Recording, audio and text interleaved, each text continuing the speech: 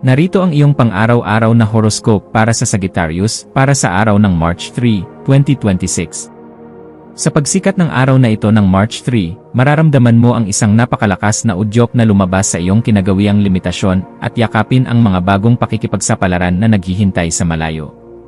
Ang mga planeta ay nagbibigay sa iyo ng isang pambihirang pananaw na puno ng pag-asa at sigla. Kaya naman ang bawat hakbang mo ay magiging mabilis at puno ng kumpiyansa patungo sa iyong mga mitiin na matagal mo nang pinapangarap na maabot.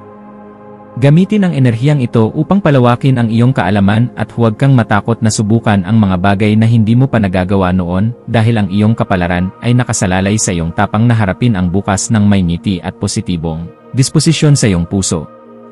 Pagdating sa iyong karera at mga tungkulin sa trabaho, ang petsang ito ay nagdadala ng isang mahalagang pagkakataon kung saan ang iyong husay sa pag-iisip ng malawak at ang iyong kakayahang makakita ng mga solusyon sa gitna ng kaguluhan ay lubos na mapapansin ng iyong mga nakatataas. Mapapansin nila ang iyong masigasig na pagtatrabaho na laging may kasamang malikhaing estilo, at ang iyong pagiging inspirasyon sa iyong mga kasamahan ay magbubunga ng isang mas masiglang kapaligiran sa inyong opisina o pinagtatrabahuhan. Huwag kang mag-atubiling maglahad ng iyong mga plano para sa hinaharap dahil ang iyong boses ay nagdadala ng bigat at katuwiran na kailangan upang mapabuti ang sistema at daloy ng gawain para sa ikabubuti ng lahat ng miyembro ng iyong pangkat. Sa usaping pananalapi, ang araw na ito ay humihingi ng isang matalinong pagsusuri sa iyong mga gastusin, lalo na sa mga bagay na may kinalaman sa paglalakbay o edukasyon, upang masiguro na ang iyong pondo ay nailalagak sa mga makabuluhang layunin. Maaaring may lumitaw na oportunidad para sa isang pakikipagtulungan sa mga tao mula sa malalayong lugar na magbibigay sa iyo ng karagdagang kita. Ngunit kailangan mong maging mabusisi sa bawat detalye ng usapan bago ka tuluyang magtiwala. Ang pagiging masinop sa iyong mga transaksyon at ang paglalaan ng sapat na bahagi ng iyong kita para sa iyong mga susunod na proyekto ay magbibigay sa iyo ng seguridad na kailangan mo upang mapangalagaan ang iyong yaman sa mahabang panahon ng walang inaalalang mabigat na pasanin. Ang aspeto ng pag-ibig at pakikipag-ugnayan ay nasa isang yugto ng masayang pagtuklas kung saan ang iyong puso ay naghahangad ng isang relasyon na puno ng kalayaan at sapat na suporta sa iyong mga personal na layunin sa buhay. Ang pagpapakita ng iyong pagmamahal sa pamamagitan ng pagbabahagi ng iyong mga karanasan at ang pag-imbita sa iyong katuwang na sumali sa iyong mga aktibidad sa labas ay lalong magpapatatag sa inyong ugnayan sa bawat sandali ng inyong pagsasama ngayong araw. Para sa mga naghahanap pa ng makakasama, ang iyong palabiro at masayahing aura ay magsisilbing magnet para sa mga taong naghahangad ng isang partner na marunong magpahalaga sa sining ng buhay at may malawak na pangunawa sa kahalagahan ng paglago. Ang iyong kalusugan ay dapat maging isa sa iyong mga pangunahing prioridad sa pamamagitan ng pagbibigay ng sapat na atensyon sa iyong mga hita at balakang na maaaring makaramdam ng pagod dahil sa iyong matinding pagkilos at paglalakad sa buong maghapon. Ang iyong katawan ay humihiling ng sapat na sariwang hangin at mga pagkaing nagbibigay ng bitamina upang mapanatili ang iyong ningning habang tinatapos mo ang iyong mga obligasyon sa trabaho o sa iyong mga personal na gawain sa labas ng bahay. Ang pagsasagawa ng mga ehersisyong naglalayong patatagin ang iyong stamina gaya ng pagtakbo o anumang aktibidad sa ilalim ng araw ay makakatulong upang mailabas ang mga negatibong vibes at mapalitan ito ng sariwang enerhiya na magpapatibay sa iyong immune system.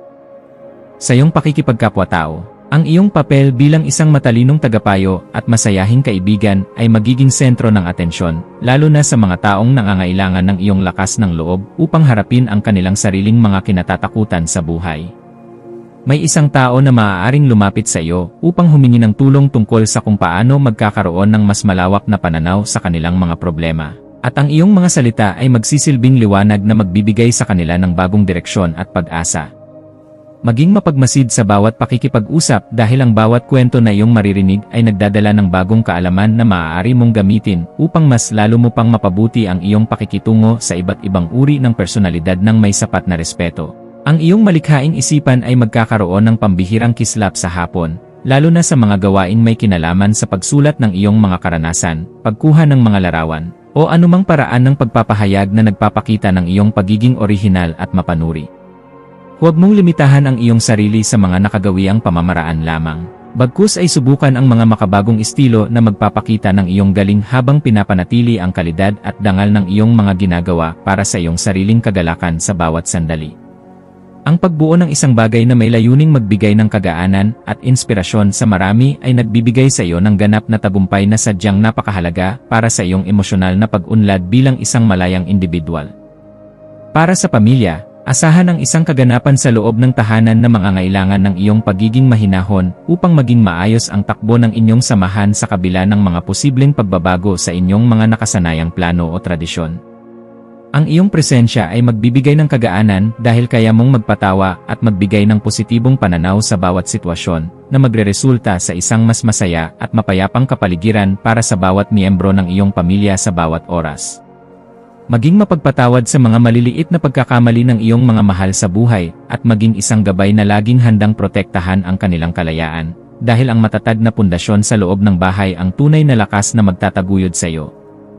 Ang iyong intuwisyon ay magsisilbing isang matalas na kumpas sa pagpapasya tungkol sa isang bagong oportunidad na may kinalaman sa iyong personal na paglago o sa pagpapaganda ng iyong sariling kakayahan sa pakikipag-ugnayan sa mga taong may mataas na pinag-aralan. Kung may nararamdamang udyok na ayusin ang iyong mga gamit o bumili ng mga kagamitan na magpapadali sa iyong mga susunod na paglalakbay o pag-aaral, gawin ito ngayon dahil ang daloy ng enerhiya ay pabor sa mga gawaing nagpapahalaga sa paglawak ng isipan. Ang iyong panloob na boses ay malakas na nagpapaalala na handa ka na para sa isang mas mataas na antas ng kaganapan sa iyong pagkatao, kaya pakinggan ito at huwag hayaang ang mga takot ay humadlang sa iyong asenso. Sa aspeto ng edukasyon at pagkuha ng karunungan, ang iyong isipan ay magiging kasing talas ng isang kidlat na handang unawain ang bawat komplikadong impormasyon upang mahanap ang pinakaugat ng katotohanan sa iyong mga pinag-aralan ngayong araw na ito. Gamitin ang panahong ito upang magbasa ng mga materyales na magpapalawak ng iyong pangunawa sa iba't ibang kultura o pilosopiya dahil ang mga ito ay sadyang makakatulong sa pagpapabuti ng iyong sariling pananaw sa buhay bilang isang disiplinadong tao. Ang bawat impormasyon na iyong matututunan ay magsisilbing hiya sa iyong isipan, kaya huwag kang titigil sa paghahanap ng liwanag hanggang sa marating mo ang ganap na kalinawan na iyong matagal nang hinahanap para sa iyong seguridad. Iwasan ang pagiging masyadong padalos-dalos sa iyong mga salita upang hindi ka makasakit ng damdamin ng ibang tao na hindi pa handa sa iyong pagiging prangka at direkta sa pagpapahayag ng iyong mga saloobin o kritisismo. Ang pagpapanatili ng isang balanse sa pagitan ng katotohanan at ng iyong pagiging mahinahon ay isang kasanayan na dapat mong pagtuunan ng pansin ngayong araw upang mas lalo kang irespeto ng mga taong nakapaligid sa iyo sa iyong trabaho. Ang pagpili sa kung ano ang nakakabuti sa iyong pangmatagalang mithiin nang hindi isinasakripisyo ang iyong mga prinsipyo ay magbibigay sa iyo ng mas mabilis na resulta at mas malalim na kagalakan sa bawat sandali ng iyong pagkilos sa labas. Ang iyong espiritual na aspeto ay nangangailangan din ng pagkalinga sa pamamagitan ng paghahanap ng sandali ng katahimikan sa gitna ng iyong mga aktibidad upang muling makakonekta sa iyong panloob na lakas na nagbibigay ng direksyon sa iyong buhay. Ang pagninilay-nilay tungkol sa iyong mga tunay na hangarin ay magbibigay sa iyo ng sagot kung bakit kailangan mong maging matatag at kung paano mo magagamit ang iyong talino para sa kabutihan ng iyong sarili at ng iyong kapwa-tao. Ang pagpapasalamat sa bawat biyaya, maliit man o malaki, na iyong natatanggap ay magbubukas ng pinto para sa mas marami pang milagro, kaya panatilihin ang iyong integridad at ang iyong pagiging marangal sa lahat ng oras na ibinibigay sa iyo. Maging mapagmasid sa mga legal na dokumento, pasaporte, o mga mensaheng iyong matatanggap ngayong hapon, at siguraduhin na naintindihan mo ang bawat detalye bago ka magbigay ng iyong pagsang-ayon upang maiwasan ang anumang aberya sa iyong mga transaksyon sa hinaharap. Ang paghingi ng payo sa mga taong may sapat na karanasan sa paglalakbay o sa iyong mga mentor ay isang matalinong hakbang na dapat mong gawin upang maprotektahan ang iyong mga interes at ang iyong pinaghirapan sa loob ng mahabang panahon. Ang pag-iingat sa ganitong mga usapin ay magbibigay sa iyo ng kapanatagan na ang iyong mga hakbang ay nasa loob ng katuwiran at hindi ka malalagay sa alanganin dahil lamang sa kakulangan sa mabusising pagsusuri. Sa pagdating ng gabi, maglaan ng oras upang ayusin ang iyong kapaligiran at ang iyong isip sa pamamagitan ng paggawa ng mga bagay na nagpapakalma sa iyong sistema gaya ng pakikinig sa musika o pagpaplano para sa iyong susunod na lakad. Ang kaayusan sa iyong mga gamit at ang paglilinis ng iyong kwarto ay makakatulong upang maalis ang mga tensyon sa iyong isipan na dulot ng sobrang pagpapakapagod sa buong maghapon ng iyong pakikipagsapalaran sa labas ng bahay. Ang pagpapasalamat sa bawat tagumpay na iyong nakamit sa araw na ito ay magpapanatili sa iyong positibong disposisyon, na siyang magsisilbing magnet para sa mas magagandang balita na darating sa iyong pintuan bukas para sa iyong patuloy na ikaunlad at kagalakan.